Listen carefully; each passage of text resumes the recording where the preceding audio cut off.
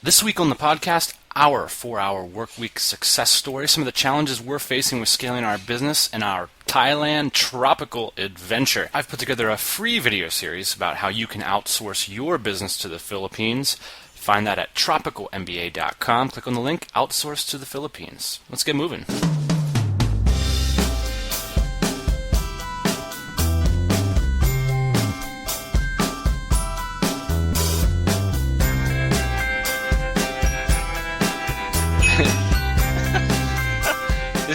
This is Dan right next to the espresso machine where I'm getting bombarded by Skype incoming. I am, sort of obsessively like a crack fiend checking my Twitter feed. I'm addicted to coffee products as well. Can't think of a better person to take advice from on business than myself. Right now, I am really into Gary Vaynerchuk. Really? Everybody's into Gary Vaynerchuk. Is that? That sounds like super trendy of you. So tell me why I should listen to this guy. I didn't mean for it to be trendy, but if you watch this guy's videos, he's like super intense, and he's the kind of guy that you want to listen to when you're starting a business because he's super inspirational. Okay. And so he's like the new guy on the block for me. I guess he's been around for a while, but I just kind of stumbled on him. And I know he's got a book out, Crush It, which I haven't read. But the guy is just super intense, and he is all about getting off your ass and starting your business today. Right. Which is extremely important, as we know. Yes. Getting started as soon as possible. Just like kicking ass immediately. So that's what Gary talks about, is kicking ass immediately. And if you go to his site, free plug for Gary, GaryVaynerchuk.com, just watch the About Us video on his site. And that gives you kind of a feeling for who he is and what he's all about. Awesome tip. Yeah, well, I've been kicking ass lately. Funny you mention it. Man, I've just been, I don't know, I've been buzzing with productivity, and I sort of attack my inbox every day with blood on my teeth, if you know what I mean. I just smell it. I think 2000. And you attack it at the cafe? It sounds like you're at a cafe. I'm at a cafe. I can't, it's sometimes you have to get creative to find a decent Wi-Fi connection in this house. So I'm that guy in the corner of the room, sort of waving my hands around a little bit like a loony. That's me right now. If you can picture it. So like, I'm that guy now. But yeah, I think so. You're in the cafe. I'm in the cafe. I think 2010 is going to be, it's going to be the biggest year ever for our business by far. I just can't wait, man. I just can't wait. I'm also arranging for a global summit of business masterminds in Thailand in 4 weeks. Am I invited? You are invited, and you're coming. And so is everybody else that I know that is awesome. And I'm really excited for that. A creative business mastermind Incredifest. I mean, it's going to be awesome. Gary Vaynerchuk, eat your heart out. Oh, man, I hope he comes. We've done this kind of stuff before, though, and it's super inspirational for everybody that's involved. I mean, we did it, like 2 years ago, I guess, and we got so much done. I mean, just so much done, because we don't see each other every day or even close to every day, but we definitely talk on the phone and we shoot emails. But once you're next to your business partner or whoever you're working with, I mean, it just you can get a lot done, and we will.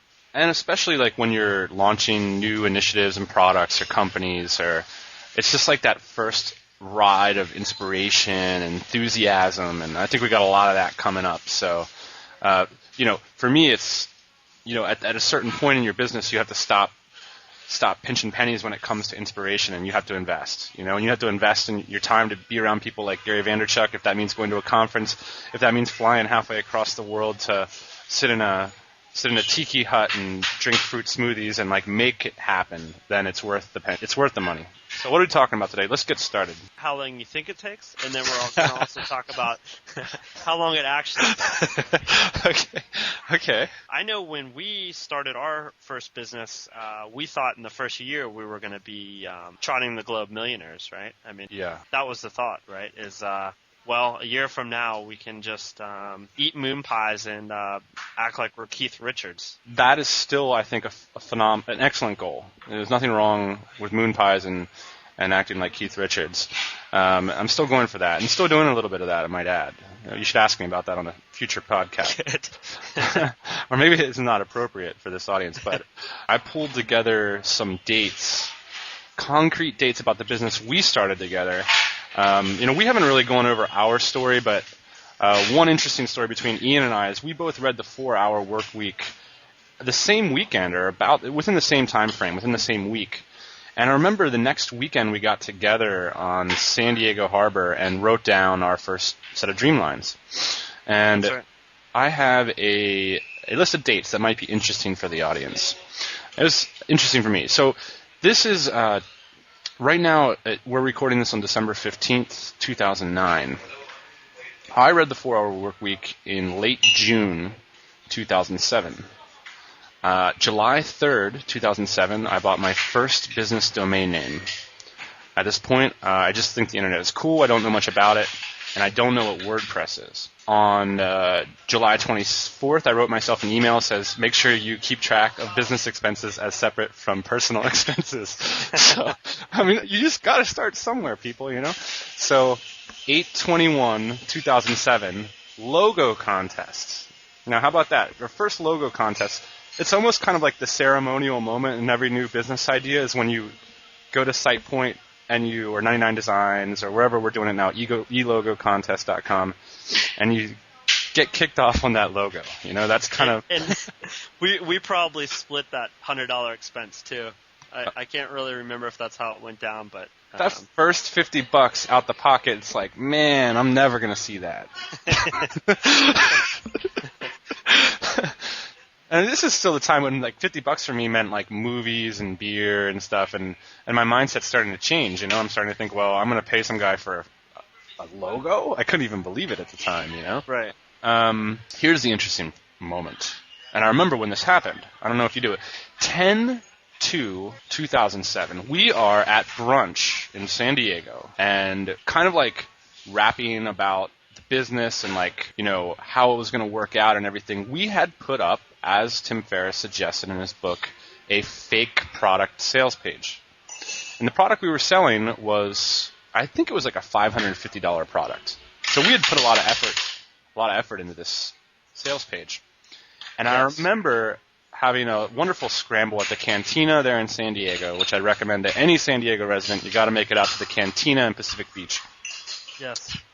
My iPhone like buzzed, because at the time like I didn't have any GTD productivity techniques, so like every time I got a single email, my phone would buzz. And it just so happened that this was my first PayPal alert. You've got funds. And I just remember like we just went nuts like kids, couldn't believe it. I like my voice went up 3 octaves. I couldn't believe that somebody had just given me $550.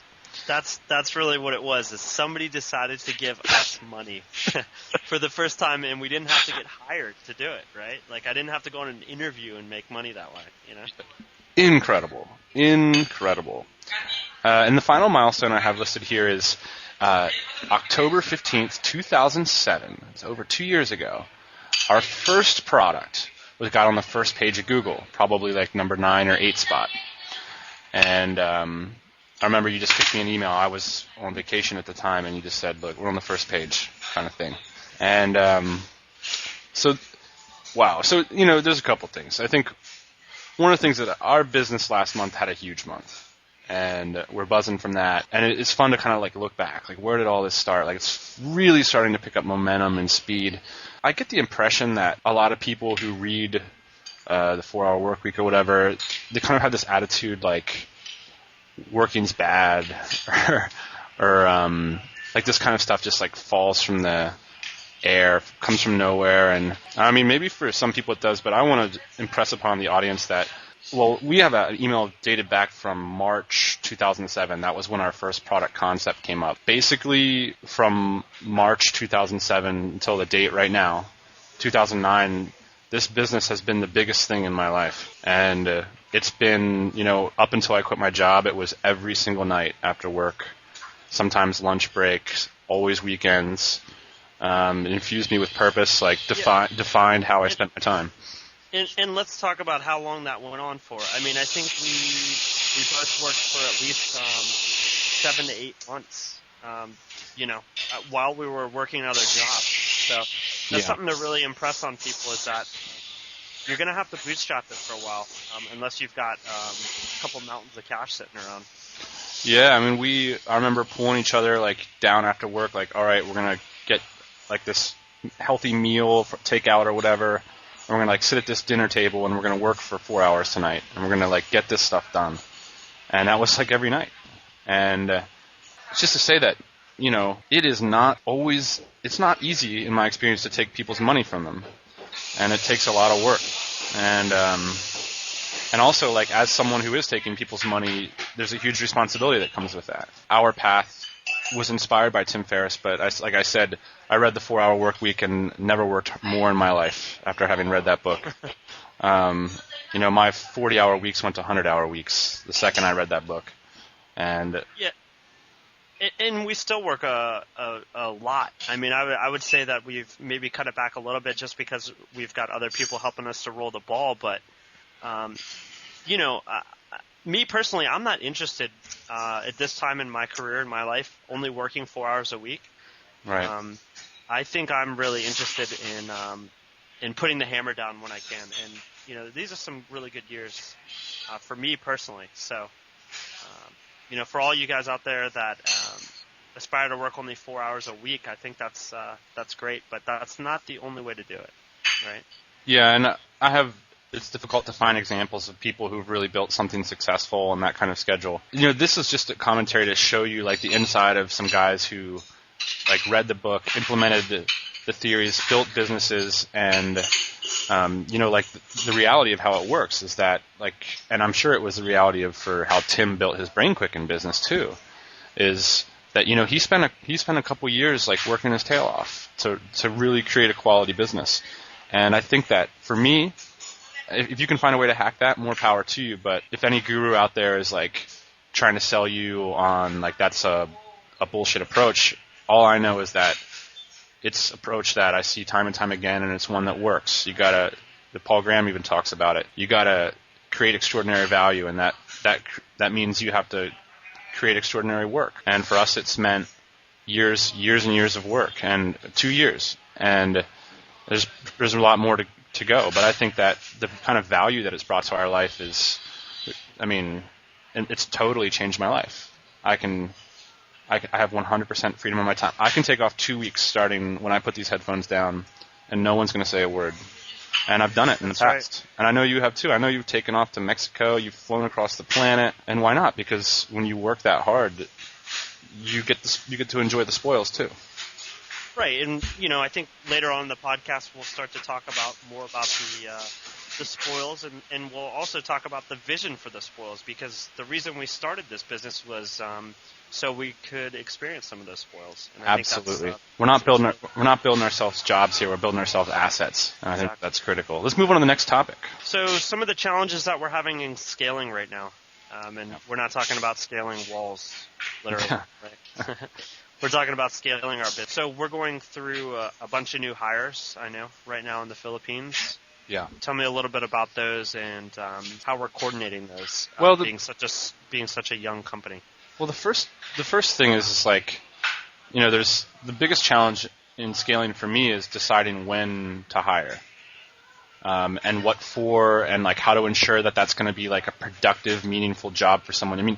It's a big responsibility to hire somebody. There's a lot of related expenses, although one interesting thing about scaling is that you get a cost advantage as you scale up. So coming to the Philippines is obviously like a big expense for our company. Setting up our first condominium here is a big expense. Getting our first like manager employee who has a bigger salary is a big expense. Me like futzing around and spending too much money on hotels is a big expense, right? But as things progress, like they get cheaper and cheaper and cheaper. Like today, I'm sending an offer letter after the recording of this podcast to an experienced LAMP developer. Anybody who's a web developer knows what I'm talking about. This is leading edge technology. The offer letter is for $450. So this is a full-time employee, 100% dedicated to my business, working in my office, doing what I need him to do every day for $450 a month. So now at the beginning, we have to make some investments in order to achieve that cost advantage. Right. So for everybody out there listening, it wasn't that easy to find this guy, was it? No, I mean you have to be here because Okay. right now, maybe in a couple of years you don't, but if there is a really effective website, a matchmaking website, which I don't think there is right now, it could be cheap, it could potentially happen, but the point is that when there's always these moments of scaling where like you bring on more and more employees, and each employee gets cheaper because you have your infrastructure in place. So, but to circle back, the biggest challenge is just to decide when to pull the trigger on that next person. And I don't have a great answer for that. I mean, I think in our case, we are smelling blood. We're smelling opportunity. We know that we can turn our ideas into cash. And so for us, it's all about investing. The moment that you can identify work to be done, you go for it. So that's. I think one thing that we generally do, though, is wait until we're up to our ears, especially with a startup, is you wait till you're up to your ears in work, and then you might know that you need it a little bit sooner. And if you've got the cash, definitely go for it. But generally, we try to wait until we're at capacity, until we kind of shift on to another employee. Well, here's another interesting thing. As a startup, as people who are like looking to radically grow, I have no intention to hire anybody to manage anything. So if like your job description or in your mind is like, I really need someone to like manage this for me, like that's a waste of money. I only hire people to build for me. And the truth of that is that there's a lot of things in our business that aren't being managed right now. There's a lot of loose ends. There's a lot of bugs on our websites. There's a lot of this and that needs to get done. And the reason is that we're building so very fast. So let's talk about how fast we're building real quick. This year, I think our product company grew about, it's almost the end of the year, but in between 85 and 100% this year. Yeah. So not bad in the time of recession, right? No, I think it's incredible. And now the task is that all that, we're not driving that cash to the bottom line. Of course, some, but enough to get by. But the rest is getting reinvested to grow our business. So that's just to say, like, you go from a role where you're facilitating all these sales to a role where you're trying to invest all this money effectively in a large team. And it's challenging, and you got to, pull yourself out of the day-to-day. That's the main thing. And, my number one priority now is inspiring, giving vision to, and managing a group of people that, have our interests in mind. Extremely valuable. So what's the third topic today? So our third topic is the Tropical MBA delivered. As many of you know that have been following the show and following the site, we put out a line for somebody to come work for us in the Philippines and Southeast Asia. We've decided on a candidate. Why don't you tell us a little bit about that? Well, the first thing about the Tropical MBA is that there's two things that are interesting about it to me. Number one, it's the embodiment of a new approach to networking and hiring people, getting hired. A lot of people talk about like getting hired from your blog, but I haven't seen tons of examples of that yet. But you're starting to see more, and this is a great example of where there was no system of arbitrary credentials involved. To me, it's irrelevant where our candidate, our employees went to university. The only thing that's relevant is what they're capable of doing and what they've done. And I want to make sure. That's a huge shift, right? It's a huge shift because universities function to provide that information to employers in a world where they couldn't otherwise get it. But now I can understand exactly what kind of work people are doing via their personal projects online, via the way they present themselves in social media, etc. And so I think that it's a really interesting opportunity for someone to apply to the Tropical MBA to just show what they're doing already and how that could benefit our organization. So it's hiring 2.0. It's the next generation of hiring. It's post-credentialism. It's actual, what are you doing, It's not how can you be impactful? Yeah, like I'll tell you two things that we weren't looking for is degrees and certifications. Because why would we? Your only certification is the work that you've done. And that's a more meaningful certification than anything you could possibly get, at least in business, most business. Right. So the second thing And is once he comes on board, that the shocking thing is that he's going to be accountable for results. yeah. Isn't that Right? incredible? It's not going to be about hours, is it? It's not going to be about time clocks. The second thing about it that is interesting to me is the quality of the applications I received. I mean, we just put it out there, kind of, and didn't really aggressively market it because it was just almost like a side thing. It was a side thing, very busy with our core business. I've put out like much higher paying jobs for like much more prestigious companies and gotten like just not even close to the level of applicants I got for this in terms of appropriate applicants, like motivated, enthusiastic candidates. And that to me was amazing.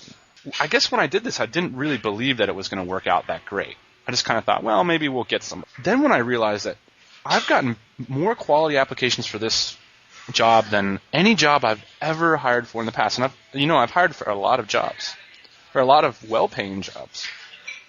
I can't say enough about the quality. And I think what it is it's combining, people want more than money. They want experience. They want an experience. They want a lifestyle. They want to be involved with passionate people. They want big-time, articulated, focused, brave opportunities. And when you can offer that to people, you're gonna get like highly targeted, highly qualified people that can really vibe with your vision. They're gonna step up and make an extra effort to try to be a part of what you're doing. Right. And I think also what you're saying is the way that we've portrayed the Tropical MBA was extremely honest, I feel like. And the responses we got were extremely honest. And so I feel like it's a super one-to-one thing where our vision was clearly articulated and so were the candidates. And that really worked out well. And that's something that you don't obviously see a lot when you're hiring people. Right. So I think it's extremely unique in that way. So many people that applied are just incredible, and I will be networking with them and meeting up with them in the future. The guy we ended up hiring is Sean Ogle from Location 180. The coolest part about that, and like talk about hiring 2.0, is that I was a reader of Sean's blog before I launched a Tropical MBA. So I was pre-sold on Sean's passion and voice and information and like just his approach. I was pre-sold on this guy. Then to receive an application from him, and we both spent some time talking with him on the phone, and just seems like a remarkable guy, and pretty cool to be able to get him on our team for the next 6 months here at least, hopefully longer, and we should be able to accomplish some really big things with a guy like Sean on board, huh?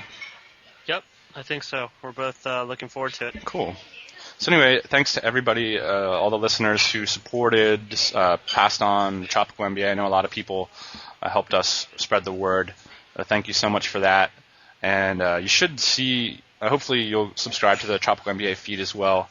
It has some really cool things. One thing I put up there is I put up a free video series about my experience so far in the Philippines. I've been here for 3 months. And if you want to take a look at that, you just go over to tropicalmba.com and click on the Outsource to the Philippines link. Right, and hopefully in the future we'll be doing more things like this. Oh, yeah. Oh, yeah. Why not? But I think one of my big aspirations, and I know yours too, for 2010 is I want to share more with people that have similar passions. And the reason is it just brings us so much bounty. It brings us so much joy and value to be able to network with people that have very, very specific interests that are aligned with ours. And it's almost like, back in the day, networking, you were subject to the tyranny of proximity. And now you can just leapfrog that directly, and all you're looking for is a proximity of interests. And in a case like Sean, like the way that we were able to align our interests with Sean's, I think is a remarkable story about the power of networking online, and all the more reason for us to reach out more, share more about our business, share more about our hopes, desires, tools, fears, whatever it can be, to reach out and to meet more like-minded people. Yes. By the way, well, I know I'm just getting jazzed up about this topic, but I might just make a quick hat tip to the listenership of this podcast here. You, dear listener, are in phenomenal company. I mean, we don't have a very, very large listenership, but we've been contacted by quite a few readers through a variety of mediums, and the quality in terms of ambition and accomplishment, and I can't say enough about, like, everybody that's contacted us has just been really impressive. And that's not this. I mean, of course, like, if you're a beginner, like, more power to you. We're really happy to have you on board. But I gotta say, like, I'm just a bit humbled at the audience that we have for this podcast. Yeah, and I hope everybody continues to reach out, because it's super valuable for us, and I think it can be super valuable for everybody involved. You know, if we can really grow this community and speak to the community too. So if you have more questions and comments, please, guys, let's talk about it. Yeah, and I think for us, the imperative there is to find ways that we can try to take our content to the next level, and that means more useful, more quality, more interesting, or more entertaining, or, you know, I'm not totally sure. This is my first time on a radio program, but it certainly gives me the ambition to try to make this a much bigger thing. Anything else you got? I got nothing. I think we're good.